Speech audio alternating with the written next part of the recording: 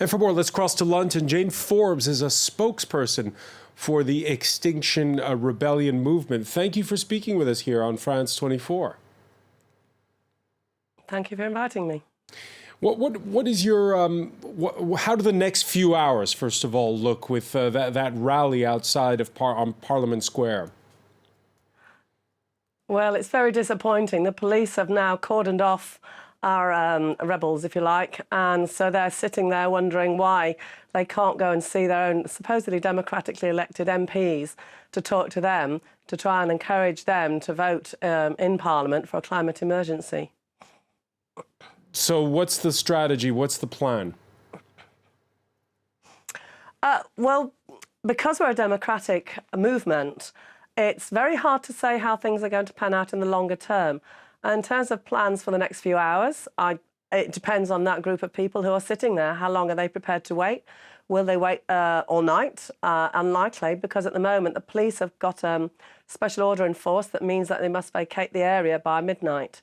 And if not, then more arrests will take place. And I have to say, on the way here, I did see lots of police vans full of police and lots of empty vans for taking away arrestees. So I suppose they're serious about that. Now, whether our people here are going to want to go down that road, I couldn't say. Beyond that, tomorrow, I know we've got a number of people engaging with what are called people's assemblies, whereby they all they talk about all the issues and try to come up with some sorts of decisions about the way forward. Beyond that, it's hard to know. I think, judging by the temperature of what people are saying, what I'm hearing from people, is that they'd probably like us to leave Marble Arch by Saturday anyway, so when, maybe on Friday, I don't know. And they'd probably like some sort of a leaving ceremony so that we can leave with dignity and hopefully move on to the next stage. Now, we have obviously said to the government that we expect them to come and talk to us about this sort of thing, and we're still waiting to hear whether they're going to do that. Yeah, Jayne Forbes, there was that meeting that took place with lawmakers. The Conservatives and the DUP did not attend. They were in a cabinet meeting at the hour at which that meeting took place. Nonetheless, I'm reading reports that some within your movement upbeat about the fact that there was a constructive dialogue, they said, with the politicians. OK, I have to say that's the first I've heard about that, so I'd be delighted if that's the case. I've seen a tweet that says Michael Gove is going to talk to us. Whether that's true or not, I don't know. It might not be true. So I'd be delighted if the government are going to, or have been starting to talk to us. But last time I spoke to some of the movers of the party, they hadn't heard anything. So, and that was a couple of hours ago. So I'm not sure. No, about not the that. government. I was talking about the lawmakers with whom they met earlier, the opposition lawmakers. I'm not sure who you mean by that, then. All right, I read. Would that be because we're talking to the police sometimes to negotiate with the police? That's something else we're trying to do. But there was this meeting that took place with opposition lawmakers. They included 16-year-old Greta Thunberg, and they discussed a range of issues. They said, your thoughts on what can be what can happen going forward? What are you expecting from lawmakers? We want the lawmakers to realise that this is an absolute emergency, and then they must start to enact some laws to reduce the problems that we're facing. In particular, in this country, we've got a government that's hell-bent on lots of fracking, which means exposing lots more fossil fuel gas into our environment. Also, that they are planned to develop the third runway at Heathrow. This is not in line with any kind of climate targets at all. It just shows that they're just not interested in achieving this. And we want to see some movement on some easy wins here. And then we want to see what they're going to do about other transportation issues and energy issues. We'd like to see policies in place about maybe insulation of homes, another easy win. One of the things about Extinction Rebellion is that we're not about trying to tell government or tell anybody what we think should happen in terms of policies. We're not the experts. What we want to see is citizens' assemblies, which will make some sorts of recommendations to the government about the kinds of policies and what they want to see enacted in terms of targets and achievements. And right now, the government has not even met their own climate change greenhouse gas targets.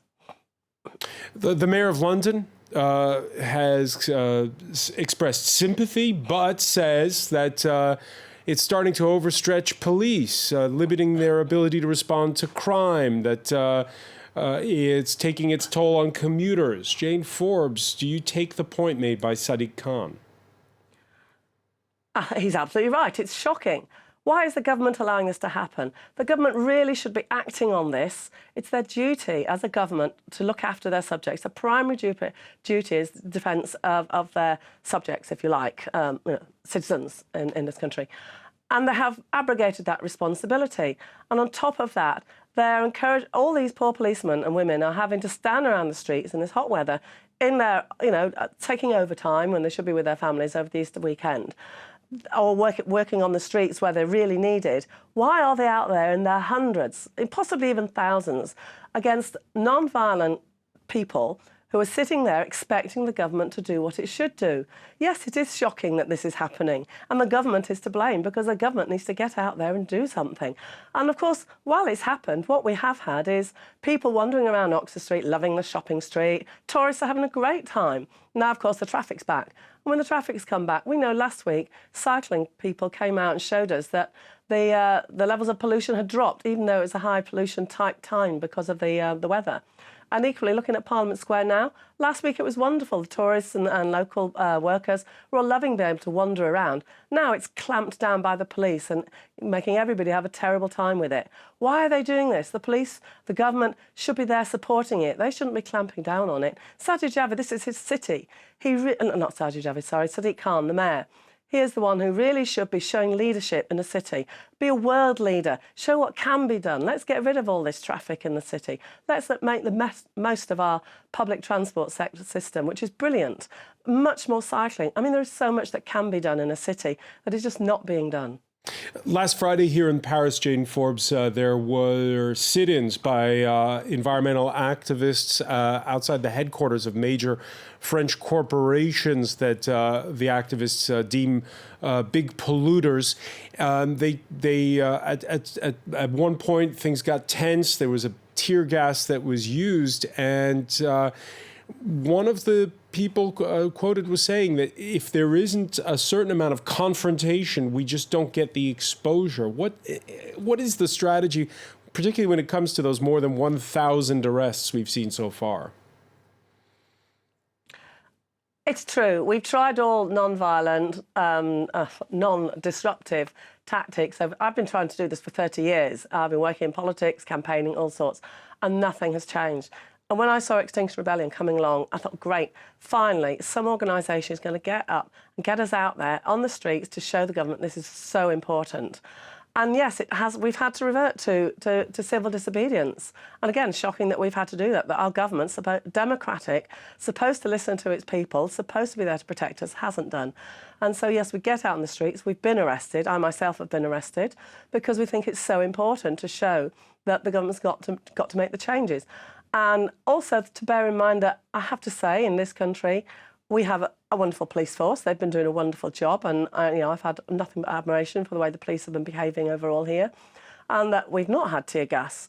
I think we're very privileged in this country, and that therefore we must make the most of this to ensure that our government does come to the table and does start to say that, yes, we've got to do something about it.